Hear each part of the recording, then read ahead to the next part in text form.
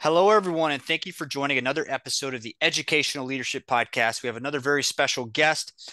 But before we introduce our guest, we do want to give a shout out to our sponsor, Ideal Impact. Ideal Impact's giving away hundreds of millions of dollars to public education in the form of a free gift. So if your district needs unrestricted funds, reach out to Ideal Impact. Superintendent Byrd, thank you for joining us today.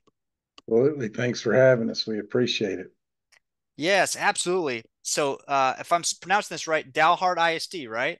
Yes, sir. We're in the very tip top of the panhandle, closer to six state capitals than we are Austin, Texas. Yeah, it sounds very familiar. I think we might have driven through there when we were going on vacation. My family and I were going on vacation earlier this year. So, Yeah, um, we like to refer to ourselves as the gateway to the USA. So, love it. That's awesome. Well, tell us a little bit about your background and about Dalhart. well, I'm 53 years old. Was struggled academically as a student. I'm extremely dyslexic. Kindergarten through, or probably the third grade through the eighth grade, I was trapped in special ed, and I finally had one special teacher that figured out that I wasn't not intelligent. I just struggled reading, and she made a huge difference in my life. My dad was an oil field guy. I think I went to 8 or 9 elementary schools before we settled in Eastland, Texas, and I knew I wasn't going to be rich, but I had a special lady named Gay Hart that made a difference in my life academically. Fell in love with athletics and had a great coaching staff that made a difference in my life, and uh, thought it'd be pretty neat if I could make the difference those folks made in my life for others. Been married 29 years. Been employed by 8 school districts. Been a superintendent at 4 of them, and really feel like we finally landed at home and this is where we want to retire. We love it here. That's awesome. And yeah, if you don't mind expanding a little bit more, the teacher that made a difference in your life, tell us what happened exactly. Well, I was in seventh grade English, and she asked me to stay after school one day. And she told me, she said, I don't know that anybody's ever told you this, but you're not dumb. She said, you struggle. You can't read. And she said, I'll make a deal with you. If you'll come to my class every day after school from 4 to 5, we'll read and we'll go through a program. Um, she said, I promise you, before you go to high school, you won't be in special ed anymore. And that was probably in September, October of my seventh grade year. And by December, I'd been dismissed from special ed. And I wasn't the valedictorian or salutatorian by any stretch, but I was an ABC student. And she just made a huge number one. She was the first person that didn't have the same last name as me that told me she loved me and that she saw value in me. And certainly appreciate her. She's 88 years old. She's still teaching in Eastland, Texas. Her goal is to be 90 years old and the only 90-year-old teacher in public education. Talk to her all the time. She's very special to me. I don't know that I'm not her only success story. I'll say that, but maybe I'm the only one in public education that advocates for her as much as I do. That is so. I mean, I appreciate you sharing that. Right, that's a personal story, and that's. But our listeners listening in, I think there's definitely some value that anybody listening in can gain. And at least from what I've heard, what you were saying here is, I mean, you could have all the education and credentials in the world, but sometimes it just takes believing in the student to make that difference. Is that a fair statement? Oh, it's 1000%. My whole career, I've lived by a kid doesn't care how much you know until they know how much you care. And, um, you know, I don't, I treat my employees the way I would want to be treated by the school board. I think the biggest thing we all have, every superintendent has a different skill set. Boards have a different job profile for what they're looking for in a superintendent, and but nobody's perfect. Um, but I would say from my lessons in Eastland ISD and from Gay Hart and the coaches that the first thing you've got to fix when you get to a public school system is, and I think this is ignored, greatly by the people in Austin. If you don't fix the climate and culture, you can have the greatest system and plans in the world, but you're not going to be successful. If the kids don't know the teachers love them, and if the teachers don't feel like they're valued, and the teachers don't believe that they have input in the decisions that are being made, I can have a great plan instructionally, academically, financially. If the people that work for this district don't believe that I care for them and that we've created a climate and culture where they enjoy coming to work, that system is never going to trickle to the kids. Yep. Yeah. Yeah. Wow. So, that's so impactful because I think that's a foundational issue. Absolutely. It is. So, people talk about, and there's other things that are important too, obviously, training and development and all that stuff. But man, just that hunger and desire that can be instilled through believing in other people, is so overlooked. Well, so let's talk a little bit more about what were some, as a superintendent, some challenges maybe that you overcame, or maybe an inspiring story. I mean, we just talked about a big one. Have there been any others, like as a superintendent, that maybe when you first started in the role, or maybe even recently with all the things that have been happening, that maybe lessons learned or challenges that have been overcome? Uh, I think there's challenges everywhere. Every district has a different challenge or a different hill to climb. I, I, I could brag for 3 hours on former students and their successes. I'm obviously, this is my 32nd year in education. I still feel 25, but I got more years behind me than in front of me. But I mean, we could do a whole different podcast about success stories, and hopefully, I played a small role in those. But each district that I've worked at's had a different challenge. I'd like to think in the 4 districts I've been superintendent in, I left it a better job than I found. Um, I'm absolutely the most blessed superintendent in the state of Texas. I believe I work in the best district in the state. We've got the best administration. We've got a loving, caring group of teachers. Um, you know, we have based our foundation off of perception of what's happening in our hallways. It's not the reality of what our community at once, when I first got here, thought. That was our biggest challenge here, is the reality of what I got to see, the great things I saw in classrooms and hallways every day. That wasn't the reality of what our community saw. And, with when I started public education, we had a decent retirement. We had good benefits. We knew we weren't going to be rich. You had to have a passion and love for kids and in what you were doing. There are fewer of those people around today. And one of the things that we have to do is we've got to sell our story better. I think people in public education, I can't out, I'm not going to argue with people on social media, but I'm going to outpost them with positive things. Some things that we've done and I've only been in Dalhart 2.5 years, and I'm certainly not taking credit for this. It's the people that work here that have made the change. But one of the best things we did was we started a positive parent contact. Our teachers make one positive parent contact per week. Our principals make one positive parent contact a day for a total of 5. And I make 3 positive parent contacts a day for a total of 15 a week. And when we first started that, the parent would answer the phone and go, "Mr. Byrd, I can't believe this. I was nervous. I thought something was wrong." And it's a shame that when a parent sees Dalhart ISD on caller ID, their first thought is, "Uh oh, my kid's in trouble." Mm-hmm. And my belief in the positive parent contact is, if you contact a parent and you brag on their kid, the kid's going to feel good about himself, the parent's going to feel good about themselves, and in the event that we do have to call them with a negative comment, they're going to have a trust and they know that we care about them. And what I mean Yep. with the perception outweighs reality is, if you drive by any of the Dalhart ISD schools and the grass is 3 foot tall and there's trash all over the ground, what's the perception of what's taking place in the building? That it's Yep. trash on the inside.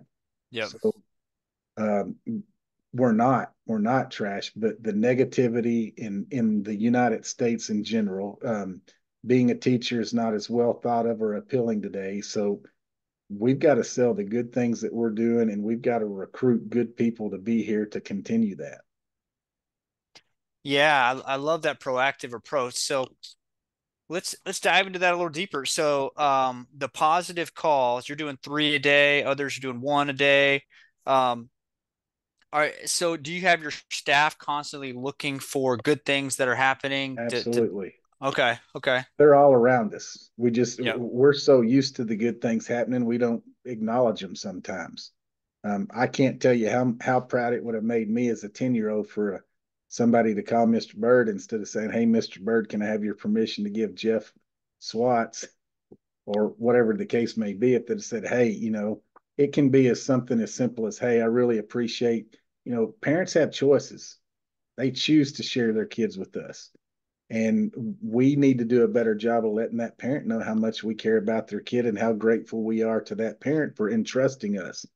Um, used to the number one priority was educating kids. In today's world, our number one priority is the most valuable possession that parent has is that child. And they drop that child off with us before 8 a.m. and they fully expect us to return that child home safely after 4 o'clock. So, as just as important as educating the child, keeping them safe and letting the parents know that we're doing everything we can to keep them safe.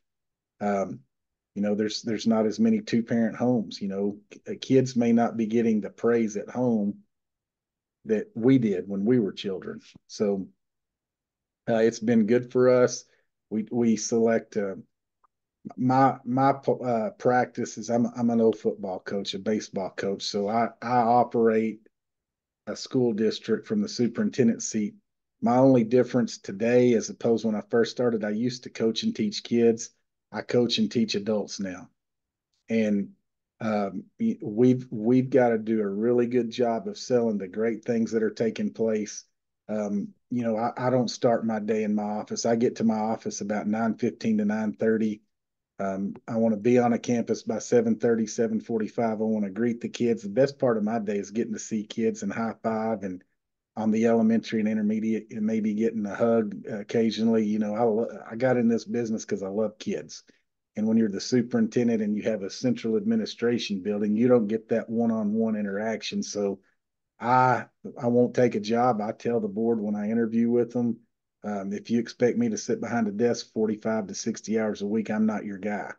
I want to be I want to be seen. I want the kids to know who I am. I want the teachers to know who I am, and I want them to know I care about them. So Monday through Thursday, I start my day from 7:30, 7:45, greeting kids. At 8 o'clock, I have a huddle, and I leave it up to each building principal. I don't want 15 administrators off of all of our campuses meeting 3 times a week. They need to be in the classrooms and on their campus doing their job. So once a week, I meet on each campus and we have a huddle. The principal can invite the assistant principals. She can invite leadership teams. She can invite the counselors, whomever she chooses. And for 30 minutes, I don't want my focus to be on anything but them and their campus. And we've solved a lot of issues that way, and we get done in a quicker manner. One blanket doesn't fit everything. So if I host an administrative meeting for 2 hours, what works at the high school is not going to work at the elementary and vice versa. Before I leave that campus, I try to get in at least one. Our goal is 3 classrooms a day, 3 to 5 minute walkthroughs. We do two student spotlights where we interview kids, we contact their parents, and we ask their permission for us to post that on social media. Um, when teachers have extraordinary lessons, we want to post those and we want to do a classroom spotlight and we want to show the community and the world what great things we're doing here at Dalhart ISD. Wow. Yeah, man. That's a lot to unpack there. I mean, that so much content packed in there. That really good stuff. And I really like the you know, the positive calls that you were what were they called again? Positive, were they positive? Positive parent contacts, and we try really hard. I don't want text messages. I don't want emails. In a perfect world, would go see the parents at work or wherever the case may be, but phone calls, we want it to be personal. Yep. Yeah, yeah. I mean, absolutely. Sometimes the default is technology, but that human to human interaction is so valuable. And it helps the students because, they're getting pointed out as far as what they're doing good, and they probably want to do more of those things if Absolutely. and then the teachers, they're focused on that versus focused on whatever else, there's a lot of things going on, so them focused on the positive things is seems like a great approach. And then the teachers, I mean, sorry, the parents are feeling good about their kids, but also feeling good about, what the district's doing and the fact that the district cares about their kids. So I think that's so powerful. Um, well, awesome. Well, I know we're running short on time here. Last question. If you were to have a leader in public education that that's been inspiring to you to come on the podcast, who would you recommend? First person that comes to mind. Well, I'm 53 years old, buddy. So most of the people that inspired me to do what I do are all retired, Yep. and there's so many of them. Probably as far as the administrator that when I was at Caprock High School, I was the head baseball coach, and in Amarillo, obviously a lot bigger school district. They had four clusters, and then each cluster was kind of its own school district. I worked for the Caprock cluster, and our executive director's name was Pat Williams, and he called me in his office one day and asked me where I was going to be 15 years from now, and I said coaching baseball somewhere probably, and he said, well, he goes, your kids are getting older, and he goes, you have it in you to be a leader of adults just like you are of kids, and kind of bragged on me, made me feel good about myself, and said, if there's ever a point where you think you're going to want to get into administration, I need to set up a meeting with you. And he said, I want you to know, would hire you immediately to be an assistant principal and groom you for something bigger and better down the road. I've got a 26-year-old student that's in vet school at Texas Tech. Got a 24-year-old that's graduated in the real workforce. And our last blessing in life came later in life, that I have a 17-year-old son that's a special needs son. And my wife, I punted way out of my punt coverage and married way over my head. And luckily, she cared enough about me to let me chase my dreams as a coach. But she was a single parent for a lot of years with our first two. And our 17-year-old special needs. He's a life skill student, very social, very um, Dalhart was a blessing for him. I'll just tell you that. But when he was born, I knew, man, I've got to look at a different career path. And I was ignorant. I thought, well, if I get an assistant principal or a principal job, I'll be home more. Well, that's not necessarily the case, but I was able to shuffle my schedule where I could help my wife and become a better dad for all three of my kids.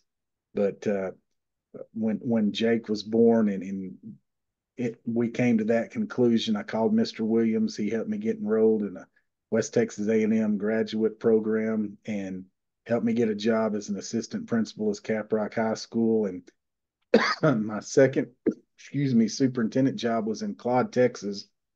And my principal got a superintendent job at spring break, and certainly proud of him and wanted him to go do great things. And I needed an interim principal, and I called Mr. Williams, and Mr. Williams came back, and he was retired, but he helped finish the year as our principal, and it was pretty cool to be the boss of my biggest and favorite boss for a short period of time. But he and his wife were rock stars. They made huge differences all over the Panhandle, specifically in Amarillo Independent School District, and every major decision that I've got to make as a superintendent. I'm not going to make that decision before I call him and just run the reasoning by it. I'm not going to share anything illegal or names or anything like that. But uh, 9 times out of 10, I'll already know the answer, but just talking and walking through it with him is a big help to me. But his name is Pat Williams, and I certainly could get you his information. He is an unbelievable leader. Yeah, I appreciate you sharing that because, obviously leaders inspire other leaders, right? So I'm I'm sure there's people that you're inspiring on a regular basis, other administrators as well. So it's amazing. We're all just people helping people, right? We're all, and so thank you so much, Superintendent Byrd, for being on the podcast today. Any last thoughts or words before we close out? Well, I just encourage people to keep doing what you do, believe in yourself, and no matter how rough your day is, man, our kids in public education need us more than they've ever needed us, and you are making a positive difference. Just being there and loving them, I'm telling you, when you least expect it, you're going to have made a difference for a kid. That's the biggest compliment you can get when you're my age is a former student to come by and say, "Hey, even when I didn't realize what you were doing, you made me who I am today, and I'm grateful for that." And I certainly not tooting my own horn. I usually tell people I can show you what not to do, as opposed to how to fix something or do it right. But when you get those reinforcements from your former students, man, it makes you feel good about yourself. And unfortunately, we've got so many people leaving this profession, and I understand why. But at the end of the day, these kids need us, and even though I'm eligible to retire financially, I probably need to stick with it a little bit longer. But money is not why I'm doing what I'm doing. I still love what I do, and I still love kids. Yes, and we appreciate what you're doing. We just got a master class today on school culture, so I really appreciate everything you shared. We haven't had an interview like this yet, so I this is a topic that we haven't covered in much detail at all. So I'm glad you're able to share your wisdom today on the podcast. I appreciate it, and thanks for having us. And we wish everybody a great school year. Awesome. Okay, before we close out, we do want to thank Superintendent Byrd. We also want to give a shout out to our sponsor, Ideal Impact. Ideal Impact's giving away hundreds of millions of dollars away to public education in the form of a free gift. So if your district needs unrestricted funds, reach out to Ideal Impact. And for those that have been tuning in, stay tuned for future episodes of the Educational Leadership Podcast.